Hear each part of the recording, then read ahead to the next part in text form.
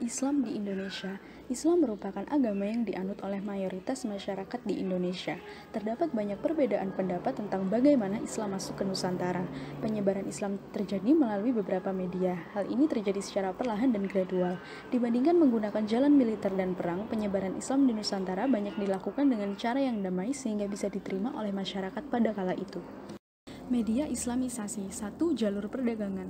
Interaksi antar pedagang muslim dari berbagai negara seperti Arab, Persia, India, dan Melayu membuat komunitas Islam semakin berwibawa sehingga membentuk masyarakat muslim.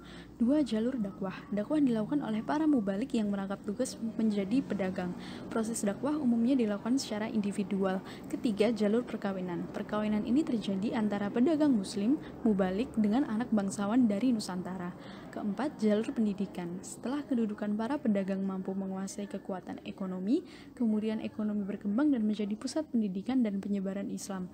5. Jalur kultural. Kegiatan Islamisasi di Nusantara mendapati benturan dengan tradisi Jawa yang banyak dipengaruhi oleh Hindu dan Buddha, sehingga perlu adanya penyesuaian dengan budaya lokal. Jaringan Islam Nusantara berhubungan dengan adanya ulama atau para wali yang menyebarkan Islam di Nusantara. Setiap ulama yang menyebarkan itu pasti mempunyai ciri khas masing-masing. Nah, maka dari itu Islam di Nusantara mempunyai banyak jaringan satu sama lain meski berbeda tapi akan berkesinambungan. Para wali misalnya, mereka merupakan ulama yang berpengaruh yang kemudian menyebarkan Islam ke seluruh penjuru di Indonesia dengan cara-cara mereka sendiri. Contohnya dengan sastra, musik, atau pertunjukan. Nah, pada saat masuknya Islam di Nusantara, masyarakat Indonesia itu masih belum mencerminkan ajaran Islam. Tapi karena kehebatan dari Islam dan para ulama yang membawa Islam masuk ke sana, masyarakat Nusantara yang belum mengenal Islam itu bisa menerima Islam dengan baik, dan Islam masuk tanpa adanya paksaan, dan Islam masuk dengan tenang tanpa mengganggu apapun yang sudah ada, dan dapat juga berbaur dengan adat istiadat dan kebudayaan dari sebelum masuknya Islam di Nusantara pada saat itu. Warisan peninggalan Islam.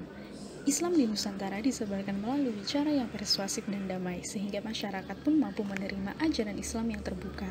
Tradisi serta sistem yang sudah ada diakulturasi dan diakomodasi dari tradisi Hindu-Buddha menjadi tradisi yang berbalut Islam sebagai bentuk islamisasi tanpa merubah kebiasaan yang baik dari sebuah tradisi serta budaya. Hal ini menyebabkan adanya pertukaran budaya antara budaya yang telah ada sebelumnya di masyarakat serta pengaruh Islam. Sistem politik dan pemerintahan. Dalam sistem politik dan pemerintahan, pengaruh Islam dapat dilihat dari kemunculan Samudra Pasai sebagai kerajaan Islam di Indonesia. Hal ini menunjukkan bukti konkret pengaruh Islam pada sistem kemasyarakatan dalam konteks sistem politik dan pemerintahan. Ditunjukkan dengan penggunaan gelar sultan untuk raja. Banyak kerajaan-kerajaan Islam yang kemudian berdiri. Sistem pendidikan. Para ulama, guru-guru agama, serta raja berperan besar dalam proses islamisasi. Mereka menyebarkan agama Islam melalui pendidikan, yaitu dengan mendirikan pondok-pondok pesantren, yang merupakan tempat pengajaran agama Islam bagi para santri. Pada umumnya, di pondok pesantren ini diajarkan oleh guru-guru agama, kiai-kiai atau ulama-ulama.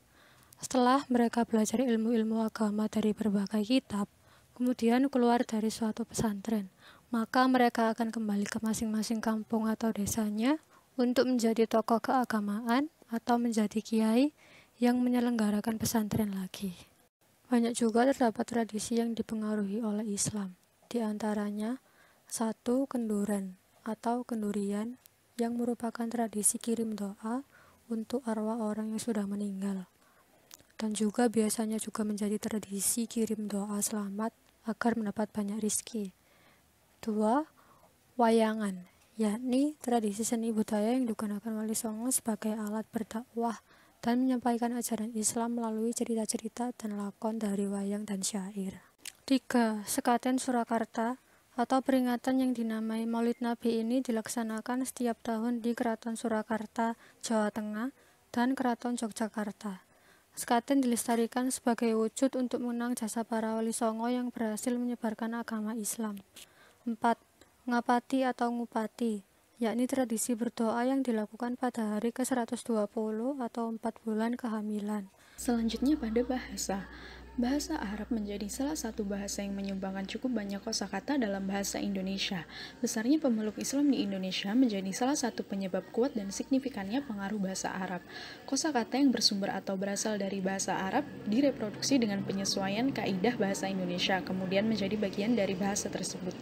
Bahasa Arab berkembang dalam lingkungan ulama, pesantren, cendekiawan, dan masyarakat Islam. Berikut beberapa kata serapan dari bahasa Arab yang bisa dibaca. Selanjutnya ada kesenian tak bendawi. Kesenian tak bendawi yang dipengaruhi oleh Islam pada seni musik, contohnya adalah tembang mocopat. Wali Songo mengubah bentuk dan isi tembang mocopat. Syair-syairnya digubah sedemikian rupa dengan muatan keagamaan, pendidikan, dan falsafah kehidupan. Sunan Giri mengubah tembang Asmorodono, Pucung, dan Lir-Ilir. Sunan Kudus mengubah tembang Mas Kumambang dan Micil. Sunan Muria mengubah tembang Sinom dan Kinanti, dan Sunan Derajat mengubah tembang Pangkur. Sebagian lagu atau tembang yang digubah oleh para wali songo tersebut masuk dalam kelompok tembang mocopat. Di samping kita bisa melihat salah satu contoh tembang mocopat dari liriknya, dan juga ada artinya yang mungkin bisa dibaca oleh teman-teman semua.